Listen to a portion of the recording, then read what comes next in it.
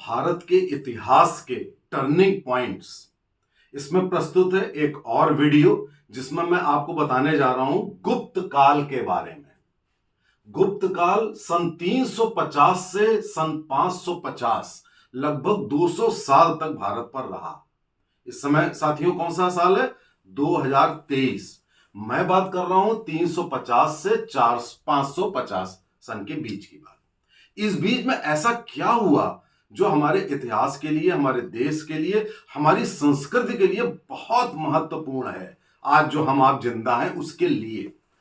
उस पीरियड में चंद्रगुप्त वन का पहले शासन हुआ, फिर समुद्रगुप्त जिनको इंडियन नेपोलियन कहते हैं, उसके बाद चंद्रगुप्त टू जिनको चंद्रगुप्त विक्रमादित्य कहते हैं, उसके बाद कुमारगुप्त और उसके बाद स्कंदगुप्त।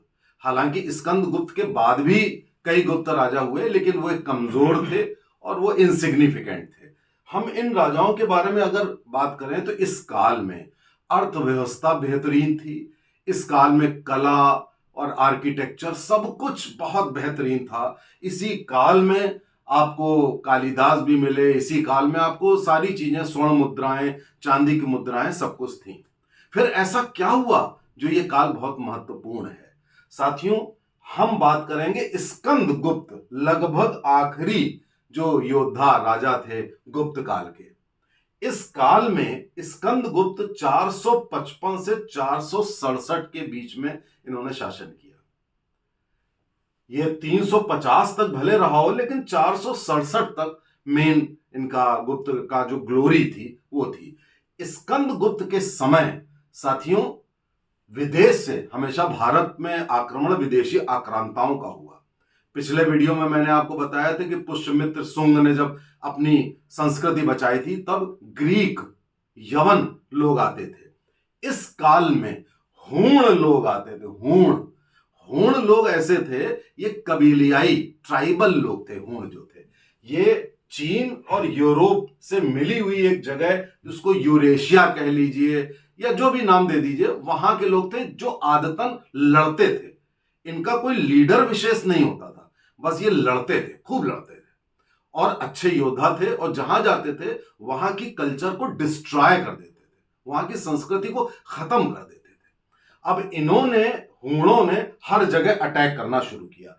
इन्होंने चीन पे अटैक करना शुरू किया जो उस समय का चीन था। इन्होंने यूरोप और रोम पे अटैक करना शुरू किया। इन्होंने रोम यानी कि रोमन कल्चर, उसका सर्वनाश कर दिया, तहस नहस कर दिया। उसके बाद ये भारत में आए। भारत में ये गुजरात, मध्य में ये अटैक करते रहे, कमजोर करते रहे, शासकों को हराते रहे और कल्चर को डिस्ट्रॉय करते रहे।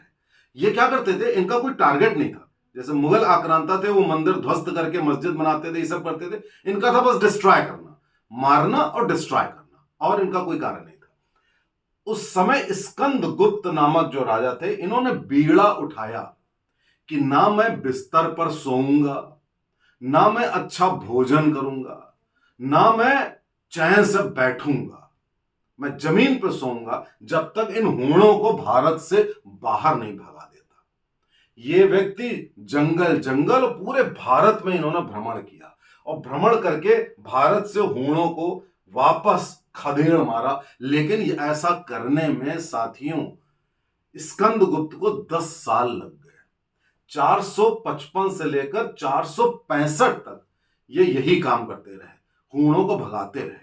और इतने प्रतापी, इतने वीर थे कि अकेले अपनी सेना लेकर इतने इंपॉर्टेंट, जो कि रोम और चीन, साथियों आपको मालूम है कि चीन में the great wall of China क्यों बनी? देखिए चीन में के उत्तरी बॉर्डर पर ग्रेट वॉल ऑफ चाइना बनी थी। हालांकि ये दीवार तो वर्षों, हजारों साल बनती रही, लेकिन इसका निर्माण कार्य शुरू हुआ था सिर्फ हूणों के अटैक को रोकने के लिए। अब ये यहां पे भारत में इस तरीके की दीवार नहीं थी, लेकिन आप सोचिए कि स्कंदगुप्त ने 10 साल में एक एक हूण को भारत से भगा दिया। वरना साथियों आज हमारे देश की ये संस्कृति नहीं बचती, सब डिस्ट्रॉय हो चुका होता। हूण आके जैसे रोम को खत्म कर दिया, और खत्म करने के बाद उन्होंने राज भी नहीं किया रोम के ऊपर, रोम के ऊपर बाद में क्रिश्चियनिटी आ गई, ऐसे ही हमारा भी वो देश खत्म कर देते और कोई और सिविलाइजेशन आ जाती। जैसे कि पूरे विश्व में 42 सभ्यताएं खत्म हो गई, पूरे विश्व में 42 सभ्यताएं खत्म हो गई। हमारी सभ्यता आज तक अक्षुण्ण है, अद्वितीय है। उसके पीछे बहुत सारे योद्धा हैं। और स्कंदगुप्त का नाम, पहले मैंने पुष्यमित्र शुंग की बात करी थी, आज मैं स्कंदगुप्त की बात कर रहा हूं। स्कंदगुप्त को और सम्मान मिलना चाहिए, जिसने इस देश की संस्कृति को बनाए रखा, हूणों को वापस भगा दिया। हालांकि इसके बाद भी और आक्रांत आते गए, लेकिन स्कंदगुप्त ने अपना कार्य कर दिया कि हूण कम से कम नहीं आ पाए। और उस समय भारत की आन बान शान की रक्षा करके भारत की संस्कृति, सनातन संस्कृति को बिल्कुल अक्षुण्ण रखा। आगे भी मैं अपने वीडियोस में आपको ऐसे टर्निंग पॉइंट्स बताऊंगा हिस्ट्री के, जिससे हमारा भारत बचा रहा और हमारी संस्कृति, सनातन संस्कृति, हिंदू संस्कृति बची रही। साथियों, आपसे अनुरोध है, चैनल को सब्सक्राइब करिए, सपोर्ट करिए, शेयर करिए और आप भी भारत की संस्कृति को बचाने के लिए जो प्रयास हो सकते हैं उन प्रयासों में लगे रहिए। जय हिंद, जय भारत।